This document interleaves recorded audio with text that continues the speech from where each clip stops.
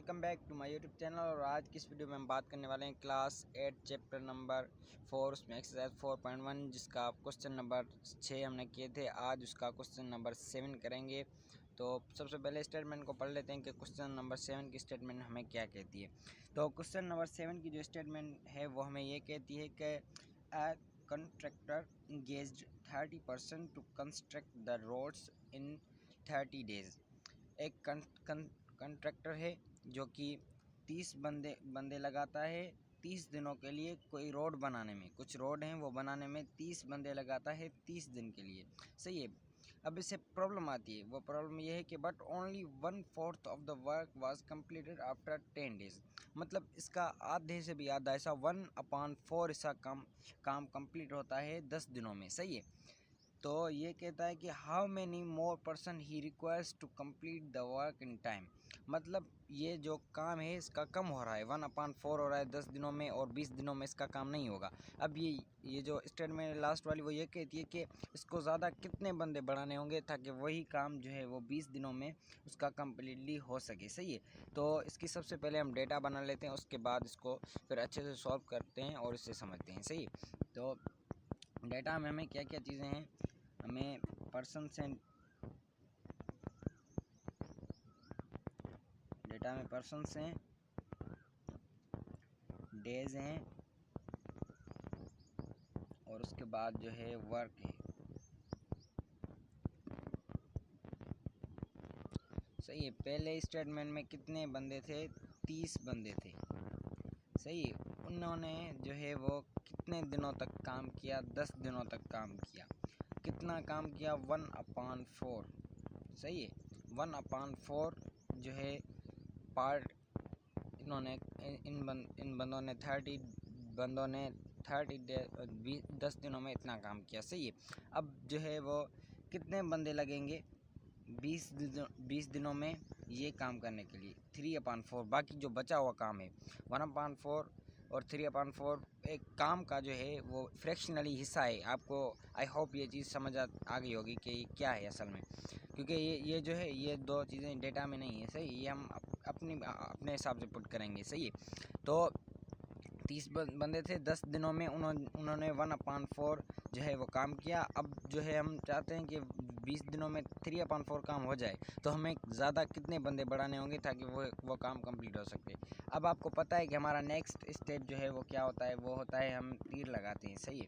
तो सबसे पहले मैं पिछली वीडियो से बल्कि बताता आ रहा हूँ कि जो एक्स वाली वैल्यू होती है, जो एक्स वाली स्टेटमेंट की वैल्यू होती है उसका तीर हमेशा ऊपर की तरफ जाता है। सही है। बाकी ये जो है एक्स वाली वैल्यू इन दोनों के साथ कंपेयर होती है वो हम करेंगे। बाकी एक्स वाला जो तीर होता है वो हमेशा ऊपर की तरफ ही जाएगा। सही।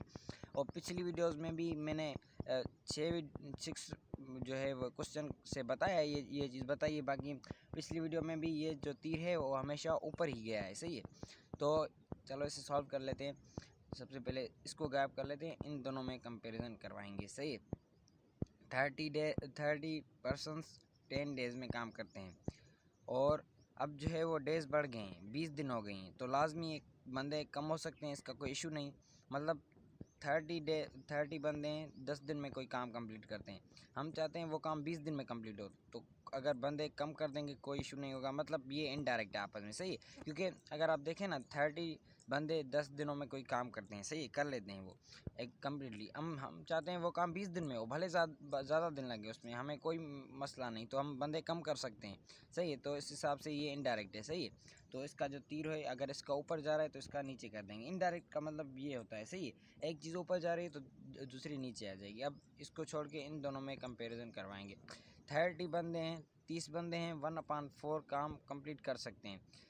कितने बंदे होंगे कि 3/4 काम कंप्लीट हो सकेगा? तो लाजमी हमें बंदे बढ़ाने होंगे तभी तो ये काम हो पाएगा। मतलब ये आपस में डायरेक्ट हैं। 30% 1/4 काम कंप्लीट कर दें, 3/4 जो है वो काम लाजमी ज़्यादा बंदे कंप्लीट करेंगे, तो इसका जो तीर है वो ऊपर की तरफ जाएगा। सही है।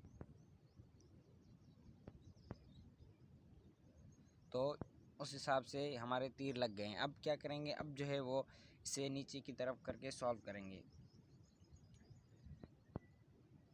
x/30 इज इक्वल टू की सिंबल दे देंगे, फिर जो है वो ये वाला रखेंगे। और ये मैं कैसे रख रहा हूँ, यहाँ जहाँ से ये तीर जाएगा ना वहाँ से वैल्यू हम पुट करेंगे, सही है। तो यहाँ से अब 10/20 मल्टीप्लाई के सिंबल दे देंगे, फिर 1/4 और 3/4 को आगे सॉल्व करेंगे। मैं यहाँ पे नीचे से सॉल्व कर लेता हूँ, सही है। 1/4 इज़ इक्वल टू, अगर आप सॉल्व करेंगे इसे फ्रैक्शनल फॉर्म से निकालेंगे इसको डिवाइड करके, तो ये होगा बराबर 0.25, सही है। और जो है 3/4 को अगर फ्रैक्शनल फॉर्म से निकाल के हम जो है वो ऐसे ही डिवाइड में लिखेंगे तो ये बराबर होगा 0.75 के, सही है। ये चीज़ जो है वो आपको इनमें इंक्लूड करनी है। तो अब जो है हम इसकी जगह यहाँ पे ये दोनों रखेंगे, सही है। तो 0.25/0.75। अब क्या करना है हमें, अब जो है वो इनमें कैलकुलेशन करवानी है, इनको आपस में जो है वो सॉल्व करना है। तो सबसे पहले 10 का पड़ा, इसको 2 बार लग रहा है, इसको 1 बार, यहाँ तक ये हो गया, सही है। अब जो है इनमें क्या करेंगे, ये दोनों आपस में कैंसिल आउट हो जाएंगे, सही है। ये पॉइंट और 0 ये हो गया आपस में कैंसिल आउट। अब हमारे पास क्या बच गया, 25/75 ये बच गया। तो जो है वो 25, अच्छा असल में हमने यहाँ पर एक मिस्टेक की है। वो मिस्टेक ये है कि अगर ये यहाँ से स्टार्ट हो रहा है ना, तो 25 जो है वो नीचे आएगा, सही है। तो यहाँ पे हम 75 ऊपर लिख देंगे, 25 नीचे लिख देंगे, सही है। ये थोड़ा सा बाय मिस्टेक हो गया। तो अब जो है वो हम इससे इतना इशू नहीं है ये, बल्कि मैंने यहाँ से स्टार्ट कर लिया, पर करना यहाँ से स्टार्ट था। मतलब पहले 75 लिखना था, उसके बाद 20 लिखना था, क्योंकि जो तीर जहाँ से जाता है ना हम वहाँ से लिखते हैं वैल्यू, सही है। तो अब जो है वो इस पर पाड़ा पड़ेंगे हम, इस पर कौन सा लगता है, एक 25 का इस पर 3 बार लगता है, सही है। 25 का आप अपने आप पे 1 बार और 75 पे 3 बार लगता है, सही है। अब क्या करेंगे हम, अब देखेंगे यहाँ पे 1 और यहाँ पे 3 मल्टीप्लाई, इन दोनों को आपस में मल्टीप्लाई कर देंगे, सही है। 3 आ गया हमारा, और नीचे क्या है, 1 है और 2 है, मतलब इनको दोनों को भी आपस में मल्टीप्लाई कर देंगे, सही।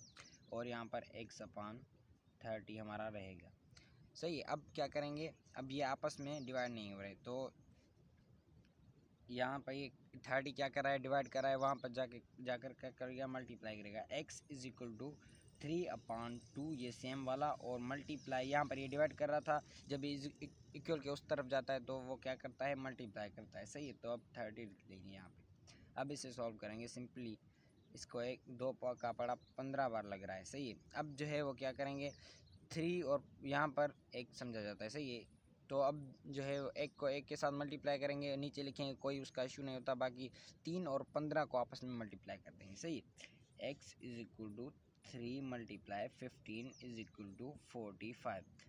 ये हो गए हमारे 45, but this is not the answer. ये हमारा आंसर नहीं है। क्यों नहीं है हमारा आंसर, ये हमने अभी क्या फाइंड किया है, ये हमने अभी फाइंड किया है कि जो हमारा वर्क है वो कितने बंदे कंप्लीट कर सकते हैं, 45 बंदे कंप्लीट कर सकते हैं। पर हमें ये चीज़ फाइंड नहीं करनी थी, हमें क्या फाइंड करना था कि जो है वो आधा बाकी बचा हुआ काम, ये तो काम हो गया ना, ऊपर हो गया काम। अब हम चाहते हैं यहाँ पे जो बंदे आएंगे ये वाला काम करने, 3/4 वाला काम करने, वो कितने होंगे, सही। हमें वो बंदे फाइंड करने हैं, ये तो टोटल हो गए, हमें टोटल नहीं फाइंड करने, हमने वो फाइंड करने हैं जो 3/4 जो है वर्क वो कंप्लीट कर सकें 20 डेज़ में।